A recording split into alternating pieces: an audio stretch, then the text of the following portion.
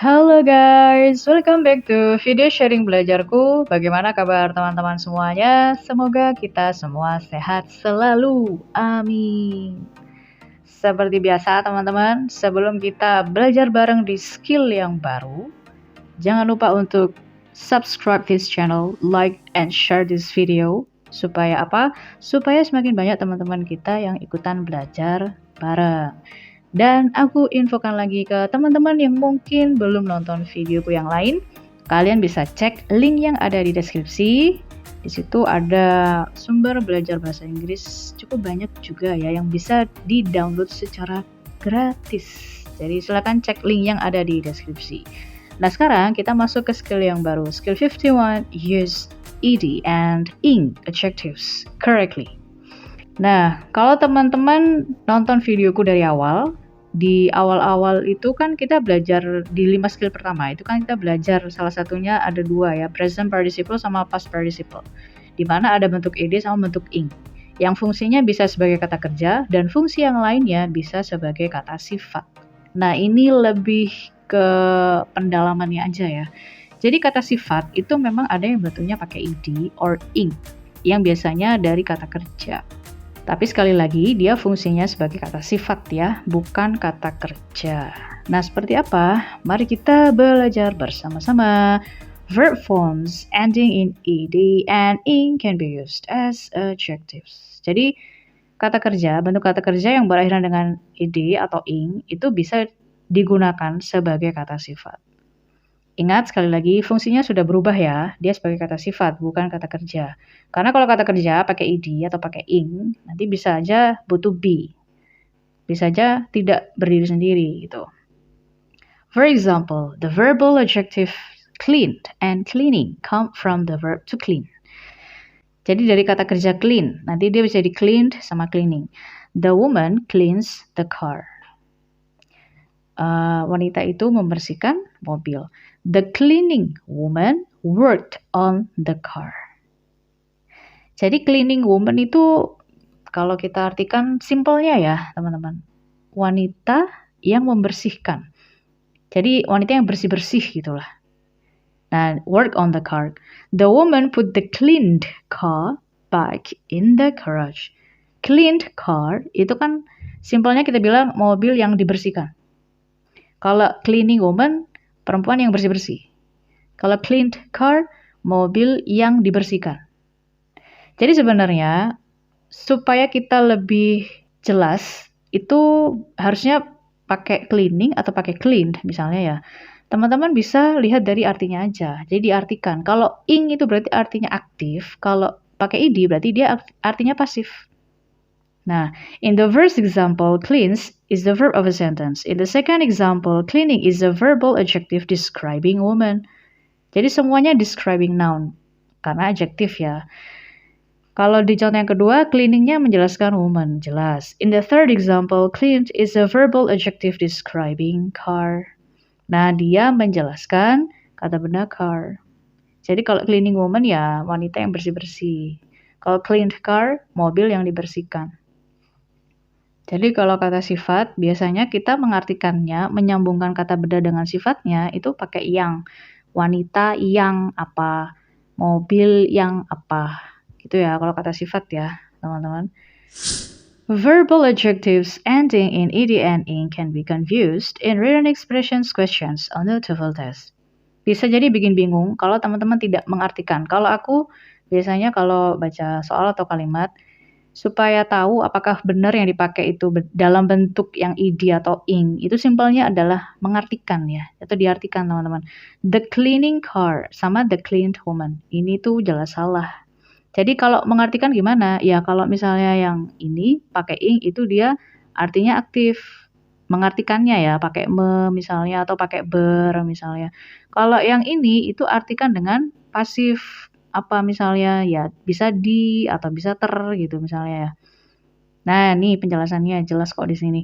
The difference between an ed and an ing adjective is similar to the difference between the active and the passive. See skills 37 and 38. Jadi sama kok kayak kita lihat kalimat aktif sama pasif ya. Jadi kalau pakai ing itu ya artikan dengan yang aktif. Kalau pakai ed artikan dengan yang pasif. And ing adjectives like the active means that the noun it describes is doing the action. Jadi karena aktif ya berarti dia seperti melakukan kegiatan itu gitu ya. The above example about the cleaning car is not correct because kenapa kok salah ya? Karena mobil tidak bisa melakukan pekerjaan bersih-bersih. Mobil tidak bisa membersihkan dirinya sendiri, makanya cleaning car itu salah. You cannot say that a car cleans itself. Jadi nggak bisa kan mobil membersihkan dirinya sendiri ya. Makanya kalau pakai cleaning car itu salah. An ed adjective like the passive means that the noun it describes is receiving the action from the verb. Ya sama kayak kalimat pasif. Kalau pakai ed berarti dia pasif. Dia yang dikenai pekerjaan. The above example about the cleaned woman is not correct. Kenapa? Ya karena a woman does not receive the action of the verb clean. Masa ceweknya dibersihin? Gitu ya teman-teman. This sentence doesn't mean that someone clean the woman. Masa ada orang yang membersihkan ceweknya gitu kan. Gitu ya teman-teman. Mikirnya jangan jauh-jauh ya teman-teman. Nah gitu ya. Jadi walaupun sama-sama kata sifat, tapi apakah tepat penggunaannya dengan kata benda yang dijelaskan? Kalau teman-teman bingung, tinggal lihat artinya aja atau diartikan gitu. Kalau pakai ing itu artikan dengan aktif. Kalau pakai ed berarti dia artikan dengan pasif. Seperti itu ya. Jadi kesimpulannya adalah kalau kita pakai ed sama ing adjectives ya. Kalau pakai ing itu artikan dengan aktif. It does the action of the verb. The happily playing children berarti playing children itu kan anak yang bermain-main kan, bukan anak yang dimainkan, enggak kan, tapi dia bermain-main, jadi benar pakai yang aktif. Kalau ed itu artikan dengan pasif, it receives the action of the verb. The frequently played record, someone plays the record. Jadi ada rekaman yang dimainkan gitu, dimainkan, bukan memainkan. Rekaman tidak bisa memainkan dirinya sendiri. Nah, itu sebenarnya ini gampang kok teman-teman. Ini cuma tinggal kita bisa mengartikannya aja atau enggak. Karena yang pakai ed sama ing itu kan sama-sama bisa dipakai untuk menjelaskan kata benda ya. Atau dengan kata lain bisa dipakai sebagai adjektif. Cuman kita harus lihat apakah kata benda yang dijelaskan sama adjektif dalam bentuk ed sama ing ini udah benar nggak, tepat nggak. Hanya itu aja sih. Jadi kalau pakai ing ya artikan dengan yang aktif, kalau pakai ed ya artikan dengan yang pasif. Mari kita kerjakan latihan soalnya bersama-sama. Oke, seperti biasa, teman-teman kita lihat dulu contohnya ya. The teacher gave a quiz on the just completing lesson. Benar nggak completing? Gurunya memberikan kuis ke pelajaran yang menyelesaikan. Itu kan nggak logis ya, teman-teman. Jadi harusnya ya completed lesson. Jadi yang udah selesai, bukan yang menyelesaikan gitu kan. Jadi salah. Nah di nomor 2, there is a fascinating movie at the theater tonight.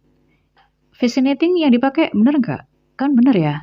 Fascinating movie sama kayak kita bilang interesting movie. Jadi film yang menarik, kan bukan yang ditarik. Nah seperti itu ya teman-teman. Jadi kalau misalnya bingung ya coba diartikan aja.